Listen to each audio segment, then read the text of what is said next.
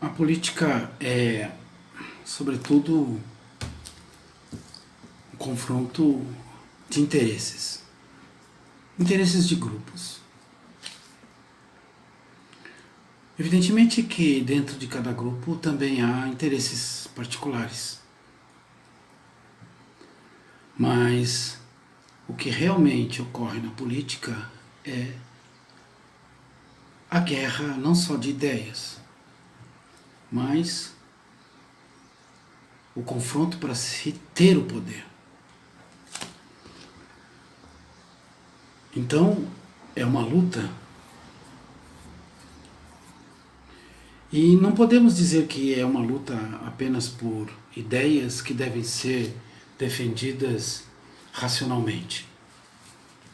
A política é um terreno, uma arena em que os contendores de fato se enfrentam e, dependendo do contexto, do período histórico, da forma como a sociedade se organiza, as armas são diferentes, né? Para ter o poder, muita coisa é permitida.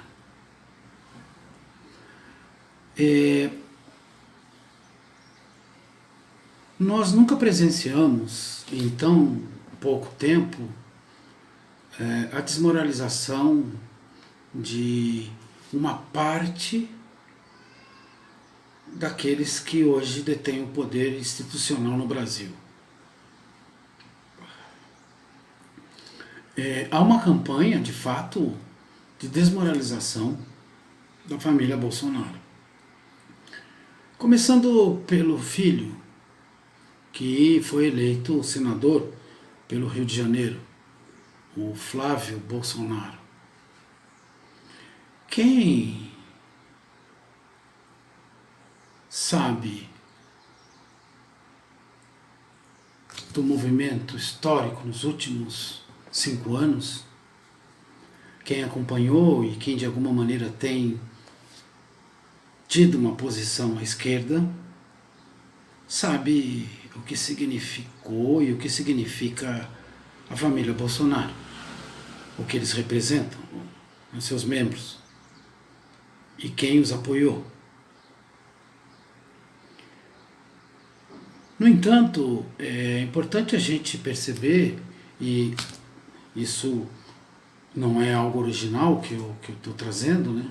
Mas apenas na tentativa de contribuir um pouco mais para essa reflexão, né?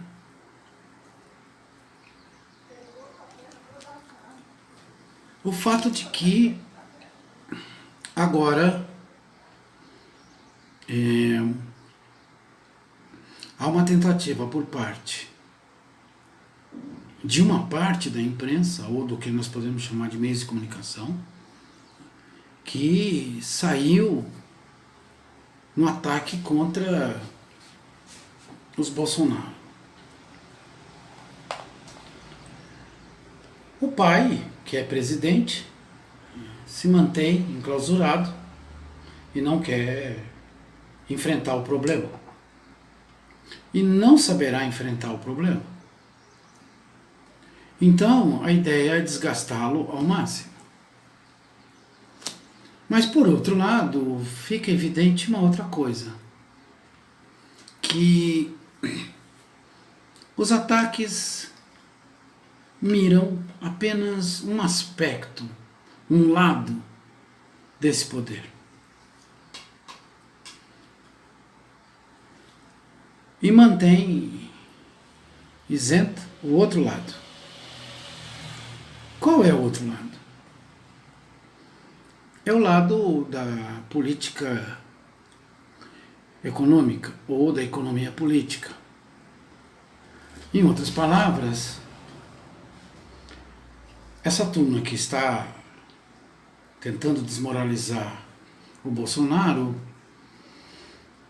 não discute a questão do plano econômico, que parece ser muito bem-vindo por parte de todos esses que apoiaram a chegada de Bolsonaro ao poder. Mas, em 20 dias, essa imagem de alguém que parecia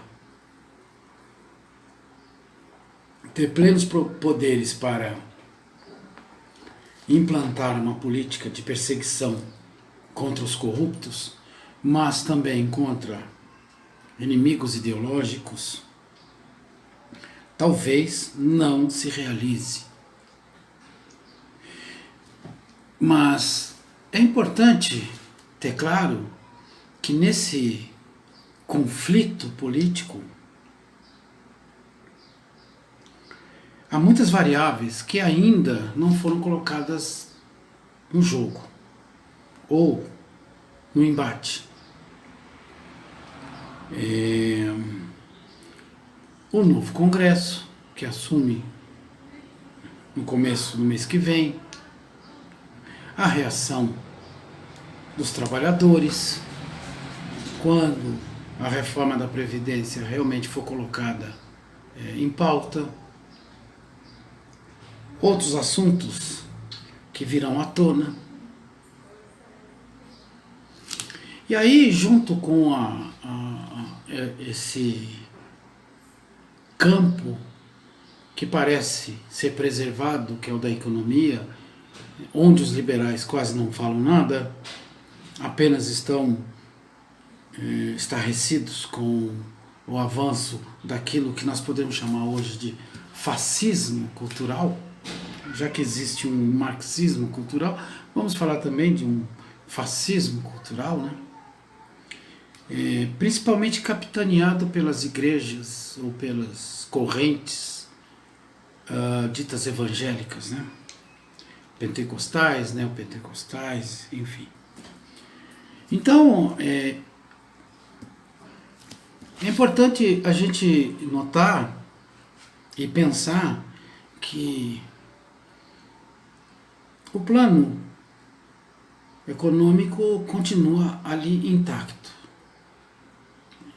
Já houve denúncias contra Paulo Guedes, mas todas passaram despercebidas, né?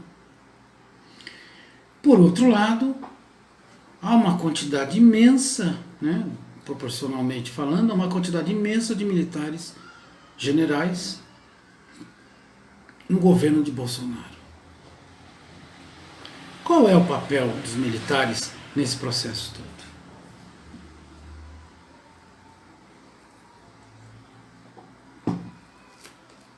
Será que é o de garantir a força quando for necessária? Será que é a de garantir, por meios aparentemente legais, a aprovação das medidas que esse grupo deseja implantar?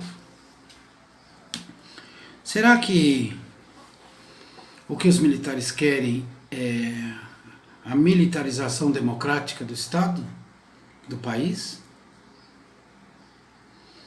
Será que os militares conseguirão, se o Bolsonaro realmente ficar à deriva, conseguirão governar o país quando a crise econômica mundial explodir? Será que os militares conseguirão garantir de forma legítima o seu poder? Manter uma espécie de semiditadura por muito tempo, ou manter uma ditadura por muito tempo também, ainda mais num país do tamanho, das proporções do Brasil, eu acho meio difícil. Mas como tudo parece possível aqui, eu não descarto nenhuma possibilidade. Apenas eu trago algumas reflexões que eu considero importantes, porque elas devem fazer parte do nosso cotidiano, né? nós temos uma tendência de voltar ao passado e, inclusive, desqualificar os militares que estão hoje no poder, dizendo que na época da ditadura os militares não tinham e não fizeram aquilo que está sendo feito hoje e que os militares também querem fazer, de alguma forma. Uma coisa não anula a outra, uma coisa não justifica a outra, né? De qualquer forma, o que está em jogo é a sobrevivência do Estado. Mas, nesse embate para saber o que fazer com o Estado, se ele deve ser destruído, se ele deve ser mantido, se ele deve ser enxugado, há um risco muito grande, que é o risco da própria destruição do Estado. O que parece ainda longe de acontecer, mas há esse risco. Por quê? Porque quanto mais o Estado é destruído, mais rapidamente um elemento fundamental, quer dizer, um dos elementos fundamentais que faz com que o Estado permaneça, pode também deixar de existir. Qual é esse elemento? As fronteiras. O capitalismo precisa das fronteiras para poder manter os trabalhadores controlados no interior dessas fronteiras. Se você elimina o Estado, você elimina as fronteiras, acabam as fronteiras. Esse é um problema muito sério.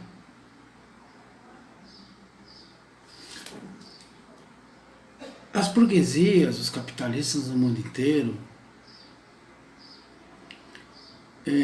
estão conseguindo destruir uma parte, ou estão tentando desmoralizar e destruir uma parte dos governos e dos estados, mas outra não. Países como a Rússia, a China, seguem com seus governos extremamente fortes. Então, eu me pergunto, diante de todas as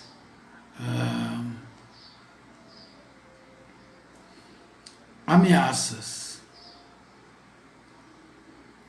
que o capitalismo sofre, sendo encurralado de todos os lados, como aqui no Brasil, essa turma que está no poder vai de fato governar. Não é? Será que as coisas estão realmente dadas, as cartas estão todas dadas e já não há mais o que dizer? Com Bolsonaro ou sem Bolsonaro haverá repressão? Com militares ou sem militares haverá repressão e nós vamos para o buraco definitivo? Isso está escrito, está determinado, não há outra saída.